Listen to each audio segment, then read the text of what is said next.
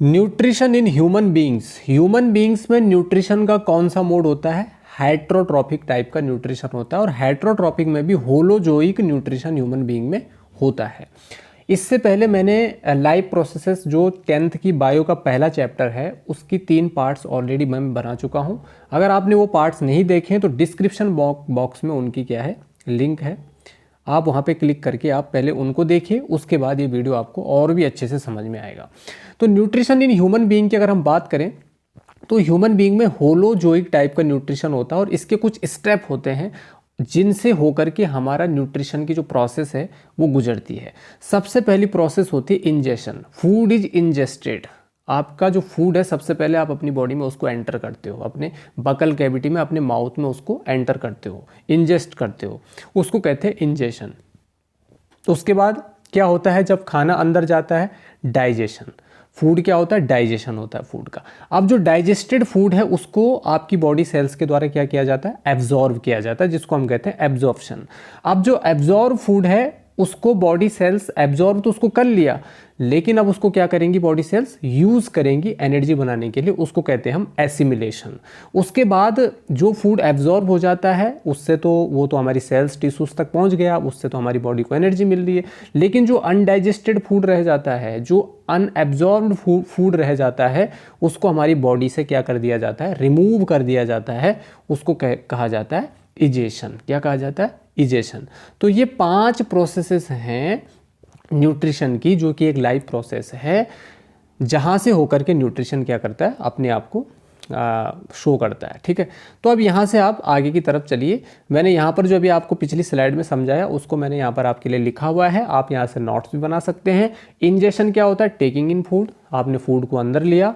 उसके बाद फूड का क्या होता है? Break down. फूड के बड़े बड़े पार्ट्स का छोटे छोटे पार्ट्स में टूटना ही तो क्या कहलाता है?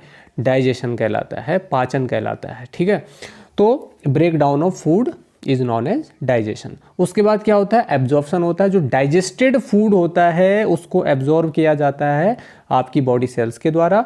जब आपकी बॉडी सेल में वो एब्जॉर्ब फूड चला जाता है तो फिर जब आपकी बॉडी सेल्स उस फूड को एब्जॉर्ब कर लेती है, डाइजेस्टेड फूड को, तो फिर उसको क्या करती है आपकी बॉडी सेल्स? यूज करती है, और फिर उससे क्या बनाती है? एनर्जी बनाती है। ठीक है, उसके बाद इतना तो ठीक हो गया, लेकिन जो फूड अनडाइजेस्टेड रह गया उसको फिर क्या कर दिया जाता है? बॉडी से निष्कासित कर दिया जाता है, बाहर कर दिया जाता है। उस प्रोसेस को कहा जाता है egestion, removal of undigested food. I hope आप यहाँ तक अच्छे से समझ गए होंगे।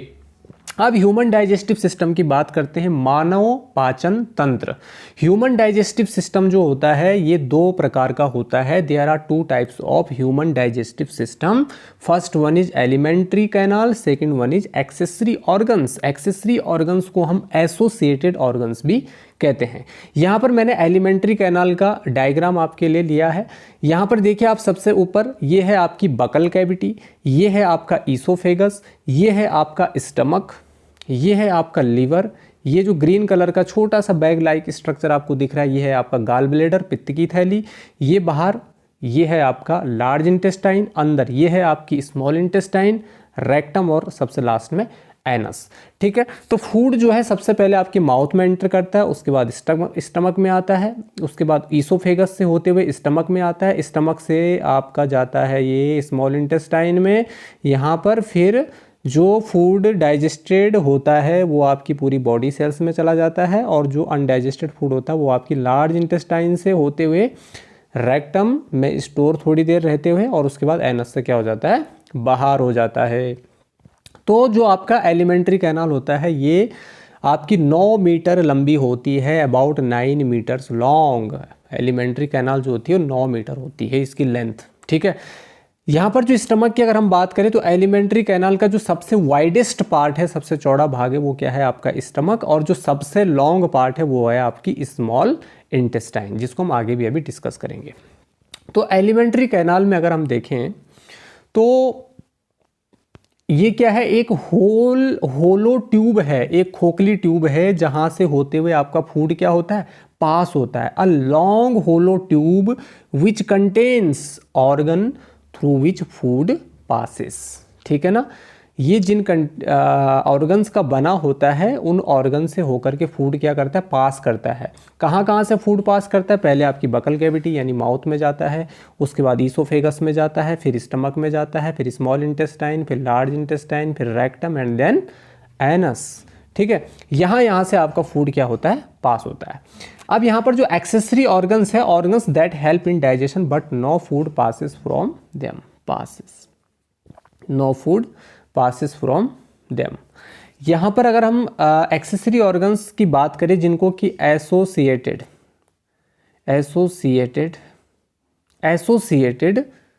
ऑर्गन्स भी कहते हैं। एक्सेसरी ऑर्गन्स को और क्या कहते हैं, एसोसिएटेड ऑर्गन, क्योंकि ये एलिमेंट्री कैनाल से एसोसिएटेड होते हैं और ये इनमें से फूड नहीं गुजरता है, लेकिन ये फूड के डाइजेशन में क्या करते हैं, हेल्प करते हैं। फूड के डाइजेशन में बहुत हेल्प करते हैं, जिसमें लीवर आ गया, पैनक्रियाज आ गया, सैलाइवरी ग्लैंड्स हो गई और गाल ब्लैडर हो गया। ये है आपका लीवर, ये इधर ये साइड में ये आपकी सैलाइवरी ग्लैंड्स हो गई, ये जो ग्रीन कलर का आपको दिख रहा है ये हो गया आपका गाल ब्लैडर। ठीक है, और जो ये leaf like structure yellow colour का आपको बीच में दिख रहा है छोटा सा, ये हो गया आपका पैनक्रियाज। ठीक है, क्या क्या काम होता है इनका, क्या फंक्शन होता है इनका, आगे जा कर के हम इसको बहुत अच्छे से समझने वाले हैं इसी वीडियो में। आप वीडियो को लास्ट तक बने रहिए बस। ठीक है, आपको इसके बाद ये मतलब लेक्चर देखने की ज़रूरत ही नहीं पड़ेगी। इसको एक एक करके इतने इजी वे में और इतने अच्छे तरीके से, अट्रैक्टिव तरीके से समझाया गया है कि आपके लिए ये बहुत बहुत बहुत हेल्पफुल होने वाली है वीडियो। आगे अगर हम देखें तो ह्यूमन डाइजेस्टिव सिस्टम, जो कि एग्ज़ाम में सीधा पूछा जाता है, और इसको आप कर लीजिए स्टार। ठीक है, क्योंकि ये बहुत आईएमपी है। तो ये डायग्राम बनाने के लिए आ सकता है, या डायग्राम ऑलरेडी गिवन रहेगा और उसमें आपको बताएगा कि इस पार्ट को क्या कहते हैं, इसको क्या कहते हैं, ये कौन सा पार्ट है, ये कौन सा पार्ट है, ये इस तरीके का क्वेश्चन बन सकता है। ये आप यहाँ से देख सकते हैं। माउथ, सैलाइवरी ग्लैंड है ना, oesophagus, stomach, pancreas, large intestine, small intestine, rectum, anus, appendix, liver, gall bladder, mouth, ये सारे क्या हैं, ह्यूमन डाइजेस्टिव सिस्टम के पार्ट्स हैं। अब देखिए यहाँ पर सबसे पहले ह्यूमन डाइजेस्टिव सिस्टम का जो सबसे पहला पार्ट है वो है माउथ। क्या है, माउथ, मुख, गुहा। केविटी का मतलब क्या होता है, कोई खुली हुई जगह, जैसे आप मुंह को खोलते हो ना, तो पूरा मतलब एक गुहा टाइप का है ना, उसको कहते हैं कैविटी। ठीक है, तो बकल कैविटी में क्या हो रहा है बच्चों, देखिए यहाँ पे इंजेशन हो रहा है, मैकेनिकल डाइजेशन हो रहा है और केमिकल डाइजेशन भी हो रहा है। मैकेनिकल डाइजेशन जिसमें खाने को अच्छे से चबाया जा रहा है। ठीक है, केमिकल डाइजेशन जिसमें स्टार्च क्या कहाँ मिल रहा है, स्टार्च जो है कॉम्प्लेक्स शुगर जो है सिंपल शुगर में कन्वर्ट हो जाती है, माल्टोज बनता है। ठीक है, किस तरीके से, ये देखिए जरा आप। इंजेशन में क्या होता है, फूड को आप सबसे पहले अंदर लेते हो बकल कैविटी में, उसके बाद उसको crust, chewed with the help of teeth की मदद से उसको अच्छे से चबाया जाता है, और उस चबाए हुए फूड को फिर लार के साथ मिलाने में कौन काम करता है, आपकी जीभ, आपकी tongue is use for tasting. Tongue से आप टेस्ट करते हो फूड को। ठीक है, क्योंकि टंग में क्या होता है, टेस्ट बर्ड्स होती हैं। क्या होती हैं, टेस्ट बर्ड्स होती हैं। ठीक है ना, जिससे हम टेस्ट को क्या करते हैं, सेंस करते हैं कि ये खट्टा है, ये मीठा है, ये कड़वा है, ये तीखा है, इस तरीके से। टंग is use for testing for food and mixing of food with saliva. Mixing of food को मिक्स करती है ये किसके साथ, सलाइवा जो आपकी मुख में पानी होता है, तरल पदार्थ होता है, लिक्विड सब्सटेंस होते हैं, उसको कहते हैं हम सलाइवा। क्या कहते हैं उसको, सलाइवा। तो आपकी बकल कैविटी में आप देख सकते हैं यहाँ पर ये है आपकी क्या, सलाइवरी ग्लैंड्स किसको कहते हैं, ग्लैंड्स, जितनी भी ग्लैंड्स आपकी बॉडी में होती है, ग्लैंड्स वो चीज़ होती है हमारी बॉडी की, वो सेल्स होती हैं, वो ऑर्गन्स होते हैं जिनसे केमिकल्स निकलते हैं। क्या निकलते हैं, केमिकल्स निकलते हैं, और वो किसी पर्टिकुलर फंक्शन के लिए क्या होते हैं, रिस्पॉन्सिबल होते हैं। जैसे यहाँ पर सैलाइवरी एक ग्लैंड है, तो इस ग्लैंड से एक एंजाइम निकलता है सैलाइवरी एमाइलेज। इससे जो केमिकल निकलते हैं उनको एंजाइम्स कहते हैं। ग्लैंड से देखो केमिकल्स निकलते हैं, वो या तो हार्मोन्स हो सकते हैं या तो एंजाइम्स हो सकते हैं। डाइजेस्टिव सिस्टम में जो ग्लैंड्स होती हैं उनसे जो एंजाइम्स निकलते हैं वो किस में हेल्प करेंगे भाई, डाइजेशन में हेल्प करेंगे ऑब्वियसली। तो यहाँ पर जो सैलाइवरी ग्लैंड्स हैं, ये जो हमारा फूड होता है उस फूड में तो बहुत सारे कंपोनेंट्स होते हैं। इससे पिछली वाली वीडियो में मैंने आपको बताया, उसमें कार्बोहाइड्रेट होता है, उसमें प्रोटीन होता है, विटामिन होता है, फैट्स होता है, मिनरल्स होते हैं, फाइबर्स होते हैं, वाटर होता है। तो जो फूड होता है उसमें जो स्टार्च होता है जो कि एक कार्बोहाइड्रेट का ही फॉर्म है, कॉम्प्लेक्स शुगर जो होता है उसको सैलाइवरी एमाइलेज किस में तोड़ देता है, सिंपल शुगर में तोड़ देता है, ब्रेक डाउन कर देता है। उस सिंपल शुगर का नाम है माल्टोज। क्या नाम है उसका? माल्टोज। यहाँ पर सैलाइवरी एमाइलेज जो है इसका एक दूसरा नाम भी है टाइलिन। क्या कहते हैं इसको? टाइलिन भी कहते हैं इसको, ठीक है ना, टाइलिन भी कहते हैं इसको, ये आपको याद रखना है। तो सैलाइवरी ग्लैंड्स आपकी बकल कैविटी में होती हैं। ये क्या करती है, जो फूड में सैलाइवरी ग्लैंड्स क्या करती हैं, सैलाइवरी एमाइलेज एंजाइम को सिक्रीट करती हैं, और सैलाइवरी एमाइलेज क्या करता है, जो कॉम्प्लेक्स शुगर होता है उसको सिंपल शुगर में क्या कर देता है, कन्वर्ट कर देता है, ब्रेक डाउन कर देता है। ये आपकी बकल कैविटी का पूरा काम हो गया। तो ये वाली जो प्रोसेस है यहाँ पर, ये क्या हो रहा है, ये केमिकल डाइजेशन ही तो हो रहा है, ये एक तरह से केमिकल रिएक्शन ही तो हो रही है। कॉम्प्लेक्स शुगर का किस में टूट जाना, सिंपल शुगर में, किसकी उपस्थिति में, सैलाइवरी एमाइलेज की प्रेजेंस में। और ये यहाँ पर जो ऊपर का जो काम हो रहा है किस तरीके काम हो रहा है, मैकेनिकल, तो ये मैकेनिकल डाइजेशन हो गया, ठीक है ना। तो आई होप आप इसको अच्छे से समझ गए होंगे। उसके बाद आपकी डाइजेस्टिव सिस्टम का जो दूसरा पार्ट है वो है ईसोफेगस, यानी कि आपकी ग्रास नली, ये वाली। ईसोफेगस का दूसरा नाम क्या है, फूड पाइप, फूड पाइप, ठीक है ना। भोजन नली मतलब जहाँ से होकर के भोजन आपके जहाँ से होकर के भोजन गुजरता है और फिर कहाँ एंटर करता है, आपके स्टमक में एंटर करता है। अब देखो यहाँ पर जरा ध्यान से देखना, एक वर्ड लिखा हुआ है बोलस। बोलस क्या होता है जी, ये बोनस नहीं है, बोलस है। बोलस एक सेमी सॉलिड सब्सटेंस होता है। जब आप खाने को खाते हो तो सॉलिड फॉर्म में होता है, लेकिन जब आप उस खाने को चबाते हो, उसमें अच्छे से लार को मिलाते हो तो उसकी एक बॉल सी बन जाती है, उसको कहते हैं बोलस। तो वो जो खाना जब आप चबाते हो और चबाने के बाद जब आप उसको क्या करते हो, मिक्स करते हो अपने सलाइवा के साथ, चबाने के बाद जब आप उसको अपने सलाइवा के साथ, अपने लार के साथ मिक्स करते हो, तो उससे क्या होता है, उससे वो खाना सेमी सॉलिड बन जाता है। उसी को हम कहते हैं बोलस। क्या कहते हैं हम उसको? बोलस। बहुत इंपॉर्टेंट टर्म है, अब याद कर लीजिए इसको। उसके बाद क्या होता है, खाना बकल कैविटी से जब आप स्वेलो करते हो, उसको अंदर निगलते हो, तो ईसोफेगस में एंटर करता है। फूड इज पुश्ड डाउनवर्ड्स, नीचे की ओर एंटर करता है। किसकी वजह से? Contraction and रिलैक्शन of muscles. किसकी? ईसोफेगस की जो मसल्स होती हैं उनके कॉन्ट्रैक्ट और रिलैक्स होने से वो फूड क्या करता है, नीचे की तरफ जाता है। इसी को हम पेरिस्टाल्टिक मूवमेंट भी कहते हैं। क्या कहते हैं हम इसको? पेरिस्टाल्टिक मूवमेंट भी कहते हैं। इस तरीके से जब यहाँ पर फूड नीचे जाता है ना, तो ये कॉन्ट्रैक्ट और रिलैक्स होता है, कॉन्ट्रैक्ट और रिलैक्स होता है। जैसे आप टूथपेस्ट आपने देखा होगा, जब आप टूथपेस्ट को ब्रश पे लगाते हो तो पीछे से उसको दबाते हो, है ना, पुश करते हो, तो जो आपका पेस्ट है वो आगे की तरफ निकलता है। इसी तरीके से खाना यहाँ पर क्या होता है, पुश होता है। इसको पेरिस्टाल्टिक मूवमेंट कहते हैं, ठीक है। उसके बाद तीसरा पार्ट है जी आपका स्टमक। स्टमक कुछ इस तरीके से होता है, ये देखिए इस तरीके से, ये है आपका क्या, स्टमक। यहाँ से आपका ईसोफेगस आ रहा है, यहाँ से खाना क्या करता है, नीचे की तरफ एंटर करता है। अब स्टमक जो है इसमें दो तरह का डाइजेशन होता है, एक होता है मैकेनिकल डाइजेशन, एक होता है chemical digestion. Chemical digestion, mechanical digestion में क्या होता है, चर्निंग ऑफ द फूड। जो भाई स्टमक होता है ना, उसमें फूड की चर्निंग होती है। चर्निंग जैसे आप मिल्क से जब बटर निकालते हो ना, तो मिल्क को अच्छे से चर्न करते हो, उसकी चर्निंग करते हो, उसको अच्छे से मिक्स करते हो, है ना, तो फिर उससे क्या होता है, आपका बटर निकलता है। इसी तरीके से यहाँ पर स्टमक में क्या होता है, खाना जब कभी कभी आपने देखा होगा, जब आप खाना खाते हो तो आपके पेट से गड़गड़ की आवाज़ आती है, तो उस समय खाना क्या होता है ना, आपके स्टमक में ट्रैवल कर रहा होता है, मिक्स हो रहा होता है, इस तरीके से ऊपर नीचे दाएं बाएं, इस तरीके से। इसको कहते हैं churning of the food. Mix हो रहा होता है उस समय खाना, ठीक है ना, डाइजेशन हो रहा होता है उस समय उसका। केमिकल डाइजेशन में क्या होता है, जो गैस्ट्रिक ग्लैंड्स होती हैं, जो गैस्ट्रिक ग्लैंड्स होती हैं, जो गैस्ट्रिक ग्लैंड्स इसकी दीवारों पे होती है, इस तरीके से स्टमक की दीवारों पे होती है, जो गैस्ट्रिक ग्लैंड्स होती हैं वो सीक्रीट करती है एक केमिकल्स को। क्या केमिकल है वो आगे हम बात करेंगे, लेकिन वो केमिकल किस में हेल्प करता है जी, डाइजेशन में हेल्प करता है। किस में हेल्प करता है, डाइजेशन में हेल्प करता है।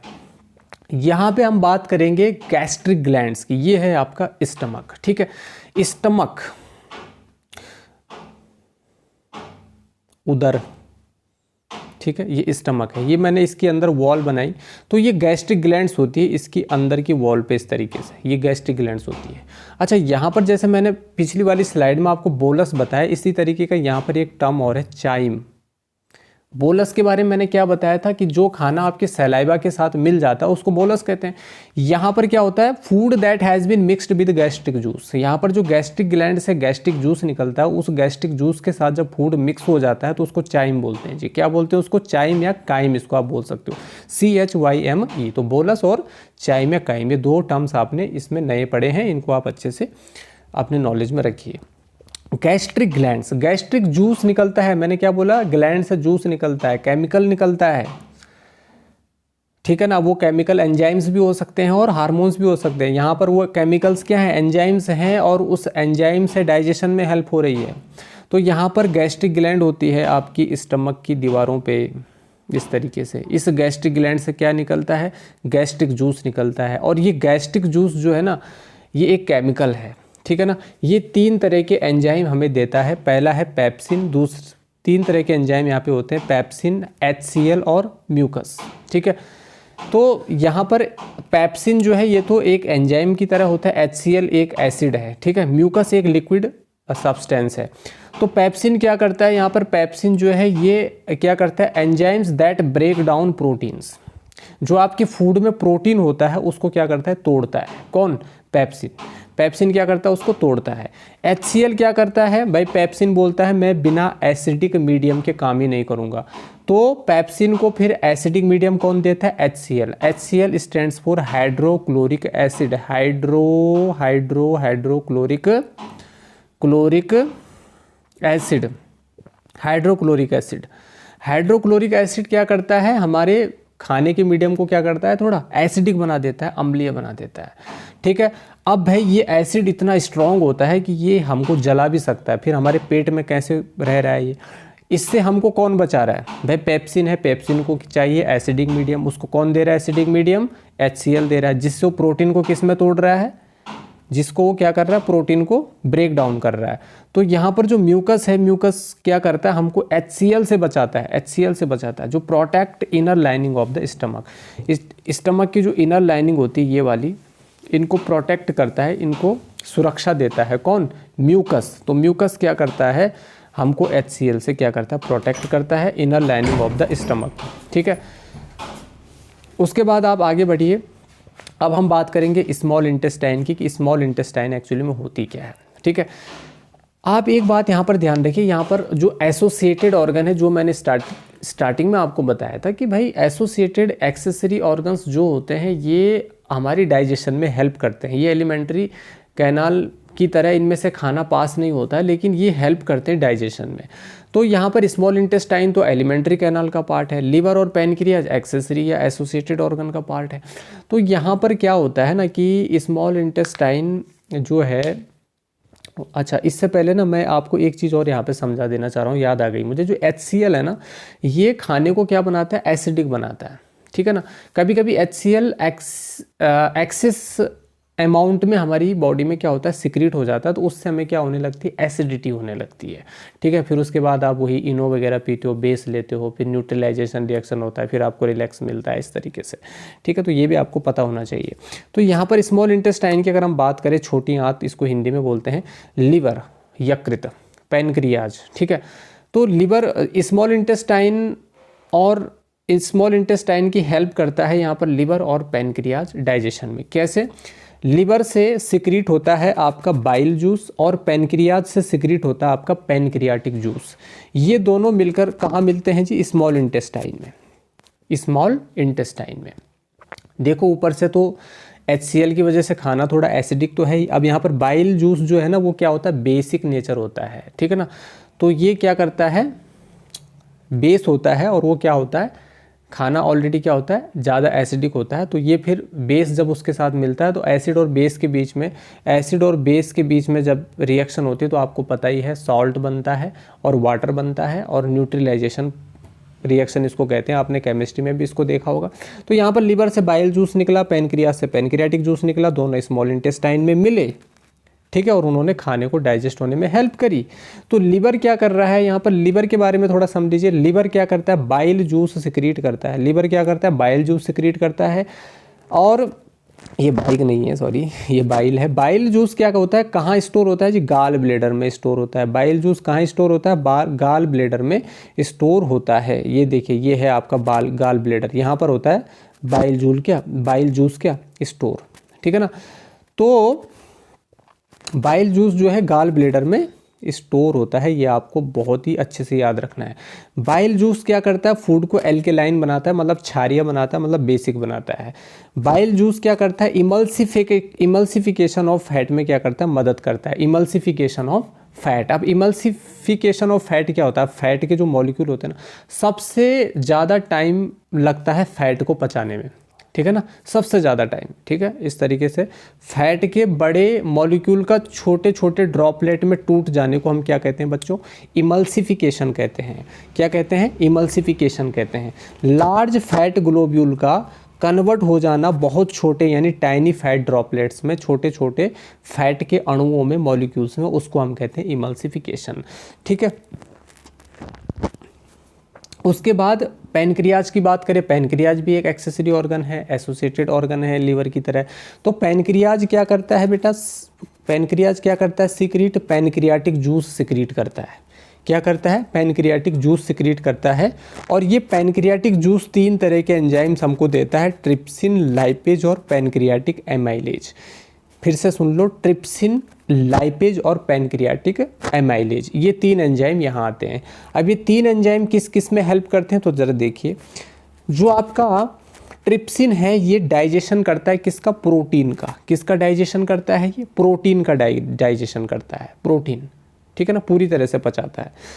लाइपेज क्या करता है, break down of emulsified fat. जो पीछे इमल्सिफिकेशन हुआ था ना, वहाँ पर भी फैट अभी पूरी तरीके से पचा नहीं है। अब जो इमल्सिफिकेशन के बाद जो फैट के छोटे छोटे ड्रॉपलेट्स हैं, इमल्सिफाइड फैट उसको कहेंगे, ठीक है। जैसे भाई ये फैट है ना, जब ये छोटे छोटे ड्रॉपलेट में टूट गया, जब ये छोटे छोटे किस में टूट गया, ड्रॉपलेट में टूट गया, ठीक है, तो फिर इसको क्या कहा हमने, इमल्सिफिकेशन। और जो ये छोटे छोटे ड्रॉपलेट्स हैं ये अब इमल्सिफाइड फैट है। तो जो इमल्सिफाइड फैट है इसको कौन कर रहा है, ब्रेक डाउन, आपका लाइपेज। उसके बाद पैनक्रियाटिक एमाइलेज की बात करें तो ये हेल्प करता है किसमें, डाइजेशन ऑफ कार्बोहाइड्रेट्स में। किसमें हेल्प करता है ये, डाइजेशन ऑफ कार्बोहाइड्रेट्स में, कार्बोहाइड्रेट के डाइजेशन में क्या करता है, हेल्प करता है। उसके बाद स्मॉल इंटेस्टाइन की अगर हम बात करें तो ये 6.5 से 7 मीटर लॉन्ग होती है, लंबी होती है, और एलिमेंट्री कैनाल का सबसे लॉन्गेस्ट पार्ट होता है। ये सिक्रीट करता है अच्छा यहाँ पर एक चीज़ और समझ लो कि स्मॉल इंटेस्टाइन ना लार्ज इंटेस्टाइन से बड़ी होती है, लेकिन लार्ज इंटेस्टाइन का जो डायमीटर होता है वो स्मॉल इंटेस्टाइन से क्या होता है, मोटा होता है, ठीक है, इस तरीके से, ठीक है। और स्मॉल इंटेस्टाइन लंबाई में क्या होती है, बड़ी होती है, लार्ज इंटेस्टाइन चौड़ाई में बड़ी होती है स्मॉल इंटेस्टाइन से। तो स्मॉल इंटेस्टाइन 6.5 मीटर क्या होती है, लंबी होती है। ऐसे लार्ज इंटेस्टाइन लगभग 1.5 मीटर लंबी होती है। तो जो स्मॉल इंटेस्टाइन होती है ये क्या सिक्रीट करती है, इंटेस्टिनल जूस सिक्रीट करती है, जो various enzymes for final digestion, जो फाइनल डाइजेशन के लिए बहुत सारे एंजाइम्स क्या करती हैं, बनाती हैं, ठीक है। जो किसका बना होता है, इंटेस्टिनल जूस जो है बहुत सारे एंजाइम्स का बना होता है, जिससे हमारा फाइनल डाइजेशन होता है। और कंप्लीट डाइजेशन फूड का कहाँ होता है, स्मॉल इंटेस्टाइन में होता है। Small intestine is the site where food is completely digested, जहाँ पर फूड कम्प्लीटली डाइजेस्ट होता है, जिस साइट पर, उसको स्मॉल इंटेस्टाइन कहते हैं। It is the site of final digestion and final absorption. Final digestion और फाइनल एब्जॉर्प्शन यहीं पर होता है फूड का। बात करें स्मॉल इंटेस्टाइन की तो इसके 3 पार्ट होते हैं, आपकी नॉलेज के लिए बता दूं मैं, डिओडिनम, जीजुनम और इलियम, ये 3 पार्ट होते हैं किसके, स्मॉल इंटेस्टाइन के, ठीक है। इंटेस्टिनल जूस की बात करें तो इंटेस्टिनल जूस जो कि बहुत सारे एंजाइम्स का बना होता है। अब लास्ट में जो है ना, हमारा फूड में अभी भी थोड़ा बहुत कार्बोहाइड्रेट, थोड़ा प्रोटीन और फैट वगैरह बचा होता है। तो यहाँ पर इंटेस्टिनल जूस कंप्लीट तरीके से, पूरी तरीके से अच्छे से फूड को डाइजेस्ट कर लेता है। अब इतना छोटा हो जाता है फूड कि अभी हर एक सेल तक पहुँचता है। और आपको पता है ये सेल कितनी छोटी होती है, स्मॉलेस्ट यूनिट होती है हमारी लाइफ की, हमारी बॉडी की। तो कार्बोहाइड्रेट्स की अगर बात करें तो इंटेस्टिनल जूस जो होता है ये कार्बोहाइड्रेट को किस में तोड़ देता है, ग्लूकोज में तोड़ देता है। ग्लूकोज से ही तो आपको एनर्जी मिलती है सर। प्रोटीन को ये एमिनो एसिड में तोड़ देता है, आपको पता ही है आपकी जो बॉडी की बॉडी मसल्स वगैरह बनाने में प्रोटीन कितनी हेल्प करता है। और फैट को ये फैटी एसिड प्लस ग्लिसरॉल में क्या कर देता है, तोड़ देता है। तो कार्बोहाइड्रेट को ग्लूकोज में, प्रोटीन को एमिनो एसिड में, फैट को फैटी एसिड प्लस ग्लिसरॉल में क्या कर देता है, इंटेस्टिनल जूस तोड़ देता है। यहाँ पर आपका डाइजेशन हो जाता है पूरा। डाइजेशन के बाद आपका अंदर की तरफ फिर आपकी बॉडी में उसको एब्जॉर्ब किया जाएगा। तो आपकी जो स्मॉल इंटेस्टाइन होती है उसमें ना उसकी दीवारों पर ना कुछ छोटे छोटे क्या होते हैं, फिंगर लाइक प्रोजेक्शन होते हैं। उन फिंगर लाइक प्रोजेक्शन को हम क्या कहते हैं, उन फिंगर लाइक प्रोजेक्शन को बेटा हम कहते हैं विलाई। क्या कहते हैं, विलाई। दीर्घ रोम कहा जाता है इनको, ठीक है ना। ये निकले हुए हैं ये विलाई इस तरीके से, और इनके अंदर इस तरीके से क्या होते हैं, ब्लड वेसल्स होती हैं। तो ये विलाई क्या करती है, फूड को एब्जॉर्ब करती है, अपने अंदर सक करती हैं, और उसके बाद इनको भेज देती हैं ब्लड वेसल्स में, ब्लड में भेज देती हैं। और ब्लड से वेसल्स के थ्रू फिर ये हमारी बॉडी की सेल्स तक पहुंच जाता है, जहां से फिर इस फूड का एसिमिलेशन होता है, यानी कि इस एब्जॉर्ब किए हुए फूड का क्या होता है, आपका यूज होता है, जिसको हम एसिमिलेशन कहते हैं। तो villi are finger like projections which are richly supplied with blood vessels. They are present in the inner lining of the small intestine and help in the absorption of nutrients by increasing the surface area for absorption. ठीक है ना, जब food इनके अंदर आता है तो इनका सरफेस एरिया भी बढ़ जाता है फूड के लिए, और उसके बाद ये ब्लड वेसल्स के थ्रू हमारी पूरी बॉडी की सेल्स तक, टिश्यूज तक ये खाना पहुंच जाता है, एब्जॉर्ब हो जाता है। ठीक है ना, उसके बाद इसका अच्छे से यूज किया जाता है, फिर हमको क्या मिलती है, एनर्जी मिलती है। फिर हम खेलते हैं, कूदते हैं, दौड़ते हैं, भागते हैं, बोलते हैं, सुनते हैं, पढ़ते हैं, पढ़ाते हैं। ठीक है ना, इस तरीके से ये सारी चीज़ें होती हैं। अब लार्ज इंटेस्टाइन की हम थोड़ा बात कर लेते हैं, जो है कि ज़्यादा लॉन्ग नहीं होती, लेकिन हाँ मोटी ये बहुत होती है, इसीलिए इसको लार्ज इंटेस्टाइन कहा जाता है। इसमें क्या होता है, अनडाइजेस्टेड फूड को क्या कर दिया जाता है, इसमें एब्जॉर्ब किया जाता है। अनडाइजेस्ट, अब यहाँ तो आपकी स्मॉल इंटेस्टाइन है, यहाँ से जो खाना है वो कहाँ चला गया, विलाई, विलाई से आपकी ब्लड वेसल्स और फिर आपकी सेल्स। लेकिन जो खाना, जो अनडाइजेस्टेड खाना, वो यहाँ से क्या हो जाता है, आपके लार्ज इंटेस्टाइन में एंटर कर जाता है।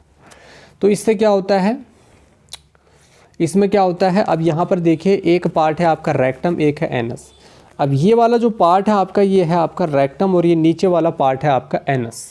रेक्टम वो पार्ट है जहाँ पर फीकल मैटर क्या होता है, स्टोर होता है। जो हमारा मल है, ठीक है ना, जो हमारा सॉलिड मैटर है, फीकल मैटर है, वो हमारे यहाँ पर क्या हो जाता है, स्टोर हो जाता है। और जब हमें लगता है कि इसको बाहर करना है तो हम समय समय पर हम उसको क्या कर देते हैं, बॉडी से बाहर कर देते हैं। तो इजेशन भी हो गया यहाँ पर, ठीक है।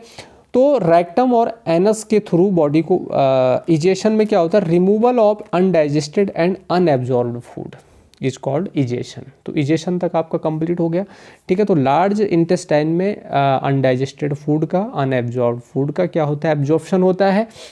उसके बाद रेक्टम में ये स्टोर हो जाता है, और एनस से ये क्या हो जाता है, बाहर हो जाता है कुछ टाइम के बाद, ठीक है। तो ये आपका डाइजेशन यहाँ पर क्या हो जाता है, कंप्लीट हो जाता है। ये इस वीडियो का चौथा पार्ट था। इससे पहले 3 पार्ट्स में बहुत सारी चीज़ें डिस्कस हुई हैं। लाइफ प्रोसेसेस क्या हैं उनको अच्छे से बताया गया है, मेटाबॉलिज्म के बारे में अच्छे से बताया गया है, मेटाबॉलिक रिएक्शन, एनाबॉलिज्म, कैटाबॉलिज्म, ठीक है ना, न्यूट्रिशन इन प्लांट्स के बारे में अच्छे से समझाया गया है, फोटोसिंथेसिस, स्टोमेटा, उसका पूरा स्ट्रक्चर भी, डायग्राम, लीफ का स्ट्रक्चर, उसके पूरे फंक्शन, सारी चीज़ें एक एक करके सब उन 3 वीडियो में कवर किया गया है। ज़्यादा बड़ी वीडियोस नहीं है, उनको आप देख लीजिए ताकि आपकी एग्ज़ाम के लिए बहुत अच्छी प्रिपरेशन हो।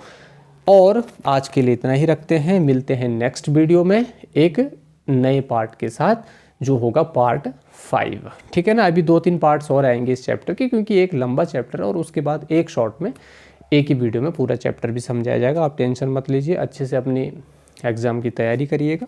Thanks for watching.